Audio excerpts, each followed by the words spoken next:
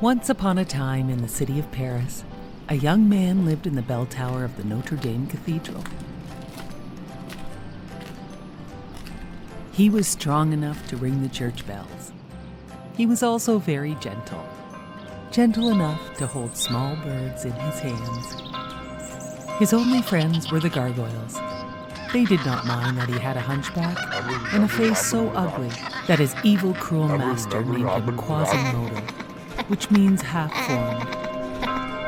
Quasimodo knew nothing of the world below him. He only knew what his master told him.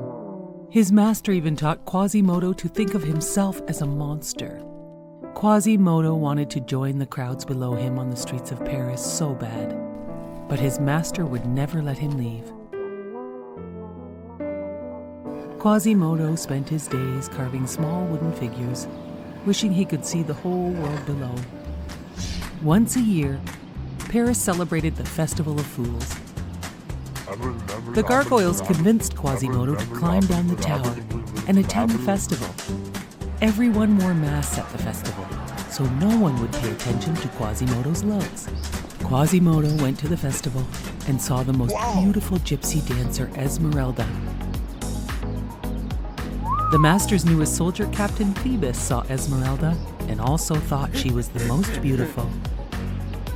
All of a sudden, the crowd grabbed Quasimodo and made him king of fools, until they found out his face was not a mask. He was a monster. They tied him down with ropes so he could not escape. Quasimodo begged his master for help, but he refused. All of a sudden, the beautiful gypsy Esmeralda cut Quasimodo free and yelled at his master. "You mistreat Quasimodo like you mistreat my people," Esmeralda said.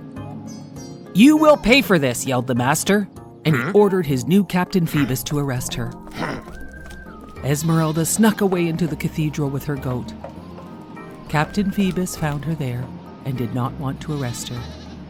He told her she could claim sanctuary as long as she stayed inside the church. "If she sets one foot outside this church, she will be my prisoner," said the cruel master. Quasimodo and Esmeralda became great friends. Quasimodo was confused because the master had told him how bad gypsies were, but Esmeralda was kind and good. And she did not think Quasimodo was a monster at all. "I think the master is wrong about both of us," said Esmeralda. Quasimodo helped her plan her escape. Quasimodo carried Esmeralda and her goat down the church walls to the street one night. She gave Quasimodo a special amulet and said, "Use this if you ever need help. It will show you how to find the Court of Miracles, the secret gypsy hideout." She promised she would visit Quasimodo again and kissed him on the cheek. When Esmeralda returned, she brought Captain Phoebus, who had been badly wounded. "The master attacked us, and Captain Phoebus tried to help. Please help him get well." Quasimodo agreed and hid the captain in the bell tower. The master still wanted to find the gypsies and thought Quasimodo might know where to find them all in their secret hideaway. The master tricked Quasimodo and told him he knew where the secret hideaway was, and he would attack the gypsies at dawn with 1,000 of his soldiers. This was just a trick by the cruel master. Quasimodo and Captain Phoebus decided they must use the special amulet to find Esmeralda and warn her.